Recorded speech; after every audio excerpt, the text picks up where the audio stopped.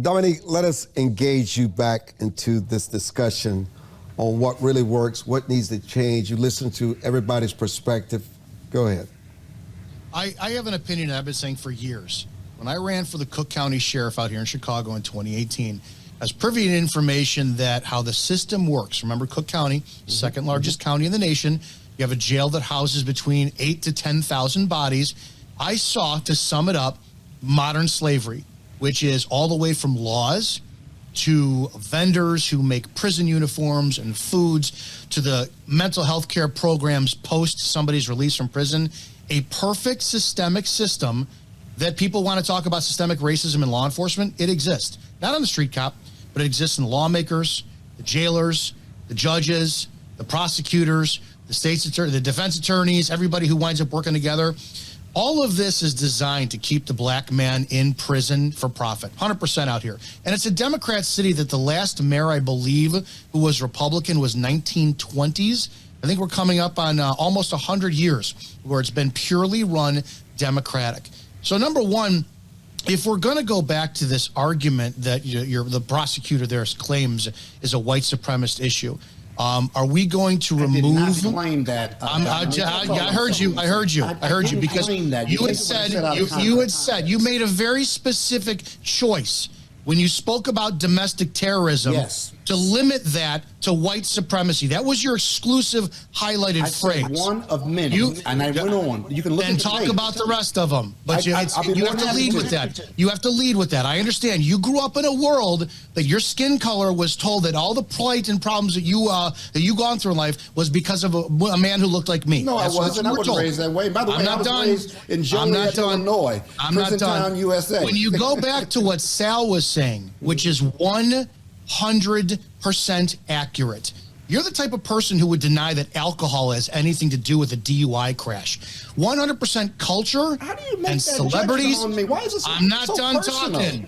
I'm not done. You said it yourself. One at a time. Don't take it personal. You said it yourself. Please don't. What Sal was saying was asinine. Culture 100% is driven by influence.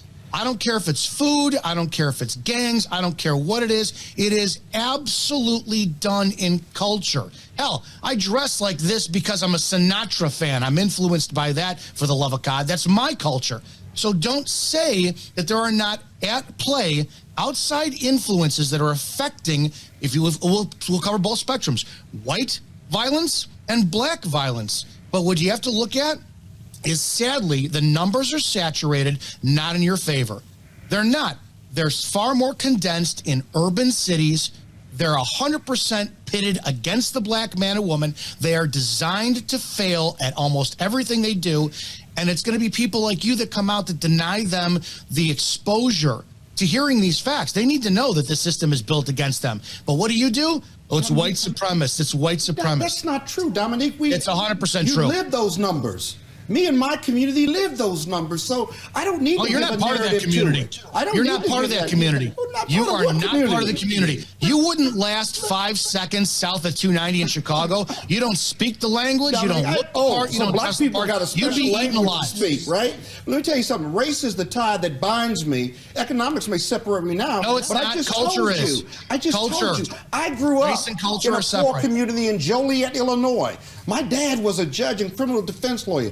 I've spent a lot of time in those prisons in Joliet and other lockups around the state of Illinois. You can't tell me what I know and don't know, and I said that to you before. Because I believe you fight crime, we're not just locking people up, but there's more to it. That is a fair analysis. I don't know why we can't agree to that, or why you want to personally attack me like I don't know what I'm talking about. As a former prosecutor, criminal defense lawyer, and someone who grew up in Joliet, Illinois. Are you kidding me? You're making a ton of prejudgments that are just false. And I'd appreciate it if you didn't do that, because we can have a conversation and disagree on policy, but the personal attacks are unnecessary, because I don't attack anybody. I share my view. We can disagree to disagree, but let's not talk about what we know or don't know about one another. Point well taken. Let's go to Sal.